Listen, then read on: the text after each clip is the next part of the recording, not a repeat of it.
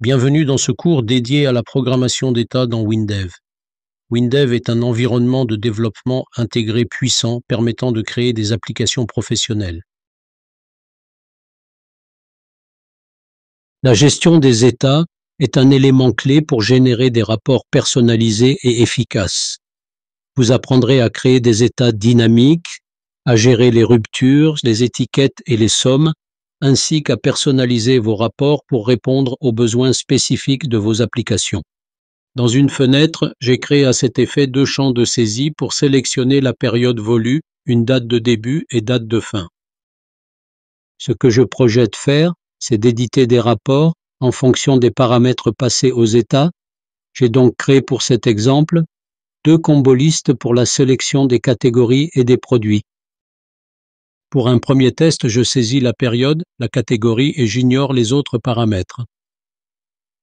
Puis dans la liste des options, je choisis le type d'état à imprimer. J'obtiens l'état journal demandé que je peux imprimer directement ou exporter vers d'autres formats.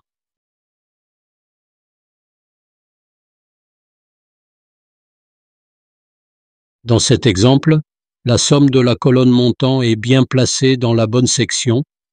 Le total des 236 lignes est calculé et placé en bas du document.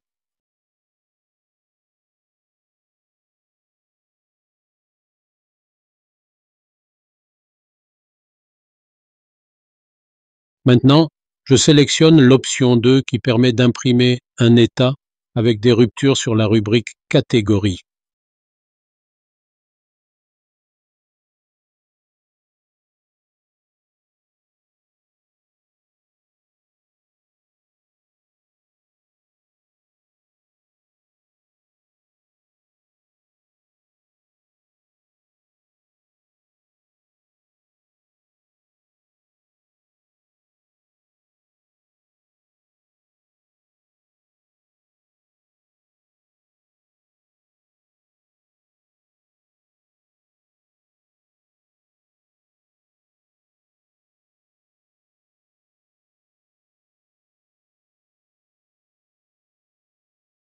Vous voyez ici que les paramètres sont correctement passés, les ruptures et leurs totaux sont bien placés dans la bonne section.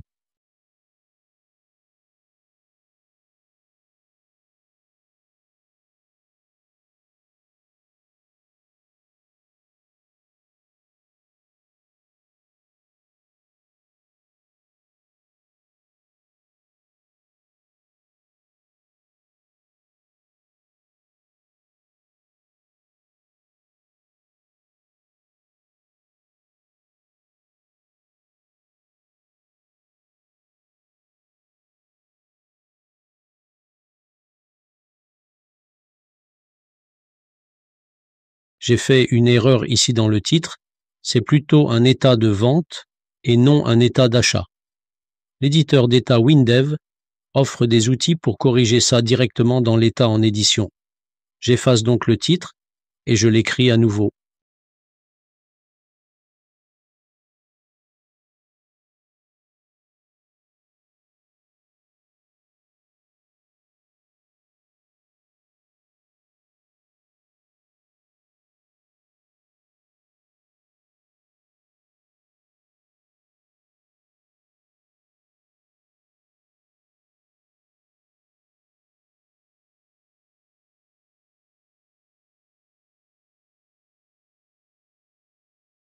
Je teste un troisième état, qui est un résumé de l'état précédent. L'état n'affiche pas cette fois les détails des enregistrements, mais juste des sous-totaux par rupture.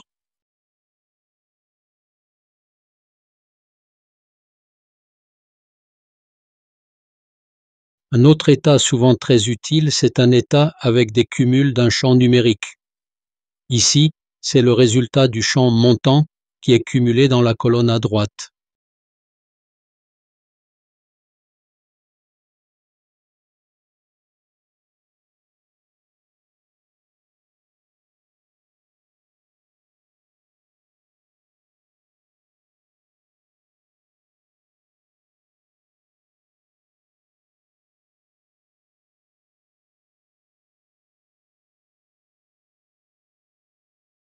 Le cinquième état sera un état avec un sous-état.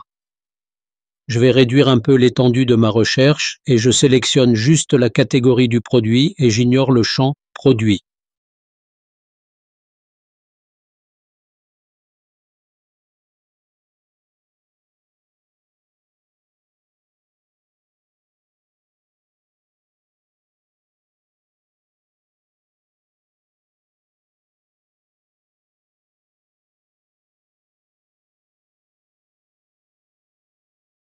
Le résultat n'est pas assez représentatif, donc je vais voir une période plus large, par exemple allant du 01/01 2024 au 31/08 2024 et voir ce que ça donne.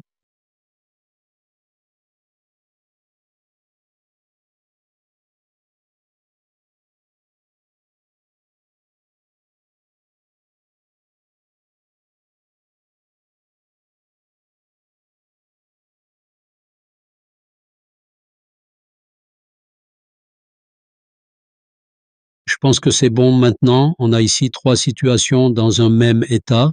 Une situation du chiffre d'affaires par produit en haut de la page, une situation du chiffre d'affaires mensuel à gauche et une autre par client à droite.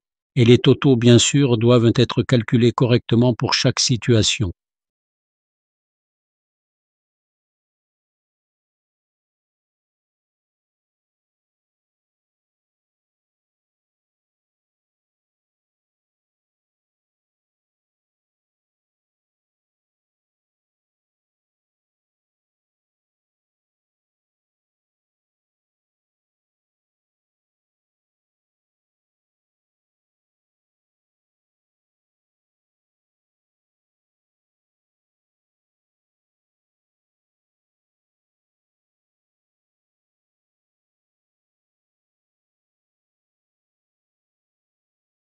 Vous allez apprendre aussi dans ce tutoriel comment créer un autre type d'état très apprécié par les utilisateurs.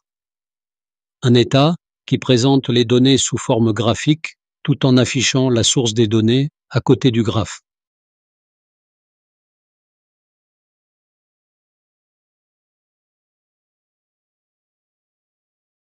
Ici en haut dans le tableau sont affichées les données qui répondent aux critères de recherche passés en paramètres dans la fenêtre d'appel.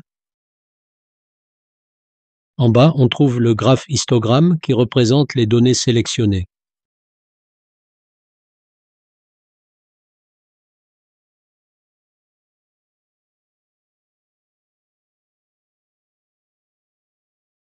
Les deux états qui suivent sont un peu spéciaux et nécessitent un traitement par code. Il s'agit d'un état avec des reports en haut de page et une somme en bas, et puis un autre état qui calcule des totaux pour chaque page. À la fin, le résultat est récupéré dans des variables à la fin du document.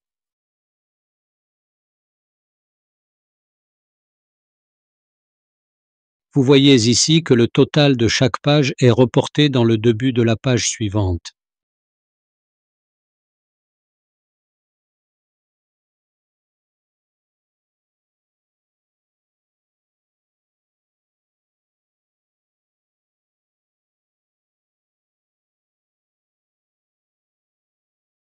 Un état avec totaux de chaque page est souvent demandé par les clients de vos applications. Il s'agit d'un état qui fait le calcul non pas par rupture mais par page.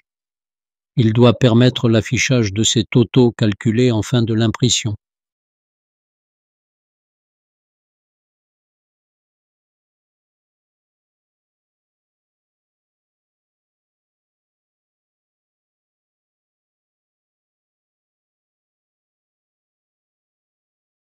Ici le total de la première page.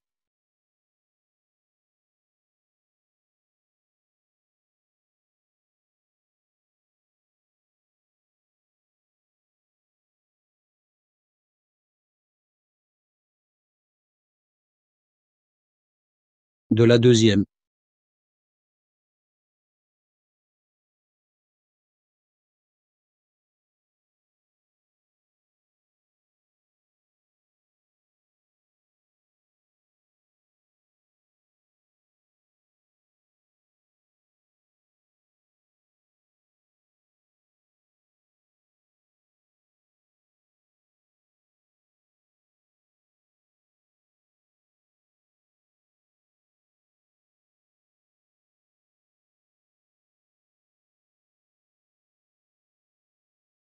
de la 7e page.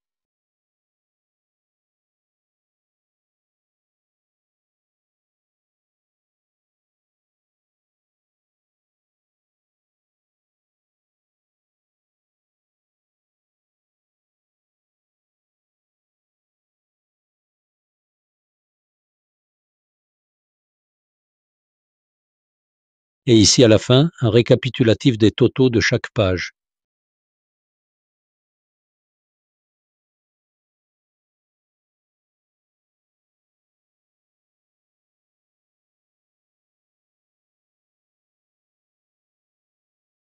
Passons au modèle état Méline. Un état Méline désigne un rapport ou un document généré par l'application pour être envoyé par courriel. On peut les utiliser par exemple pour l'envoi des notifications, des rapports périodiques, des relances clients, des confirmations de commandes ou de réservations, etc., etc. Je choisis par exemple ici de faire une relance pour tous mes clients, comme je peux relancer pour un client bien précis.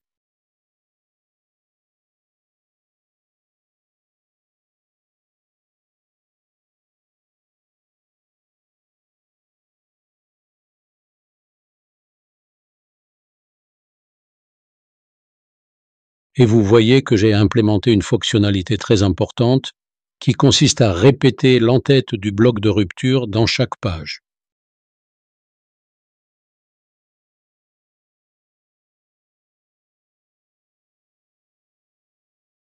Aussi notez la somme des ruptures qui se répètent dans le haut de chaque rupture.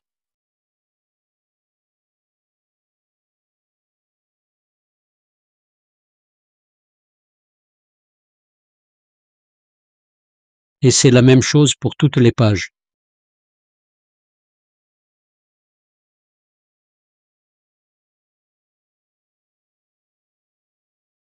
Dans l'option 10, on trouve un état qui présente un tableau croisé dynamique en haut de la page et un tableau mensuel en bas du rapport, une représentation graphique basée sur la même source de données est représentée ici par un graphe à barres horizontales. Vous pouvez bien sûr changer le type de graphe en fonction de vos besoins. Vous allez apprendre dans ce cours comment réaliser facilement ce genre de travail.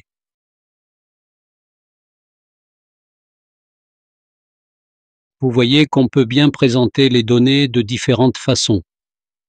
Ici, les mois en colonne, puis un total de tous les mois dans la dernière colonne à droite.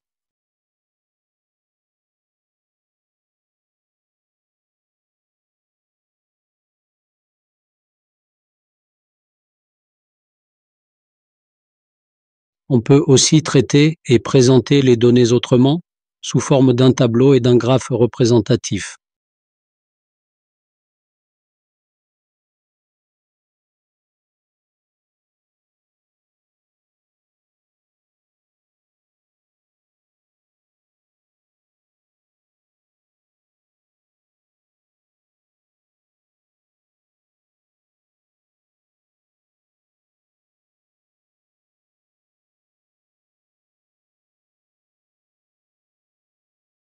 Bien sûr, comme tout autre état, vous pouvez exporter le rapport sous autres formats, PDF, Word, Excel, XML, HTML, etc.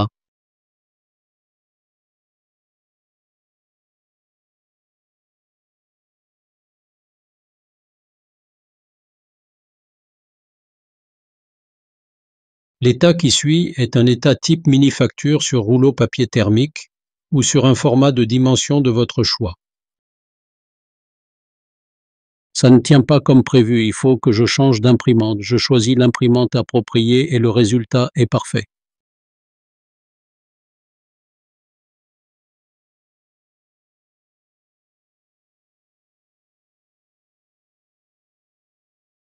Vous voyez que les étiquettes ont toutes la même taille, quel que soit le nombre de produits par facture.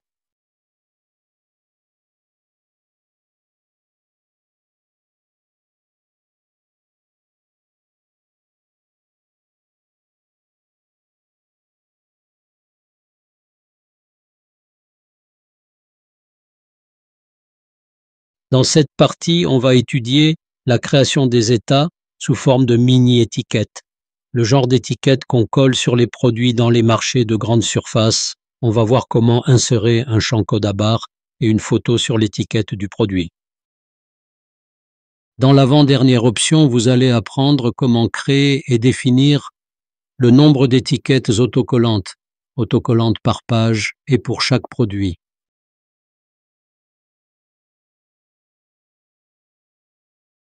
Et enfin, on va voir comment créer une fiche de produit sur un fond PDF.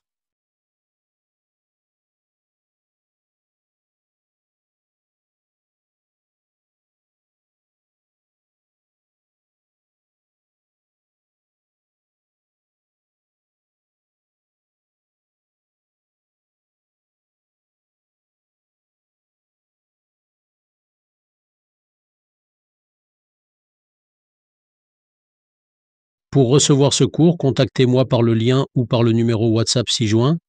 Vous pouvez aussi passer votre commande par email m.gomgori@gmail.com.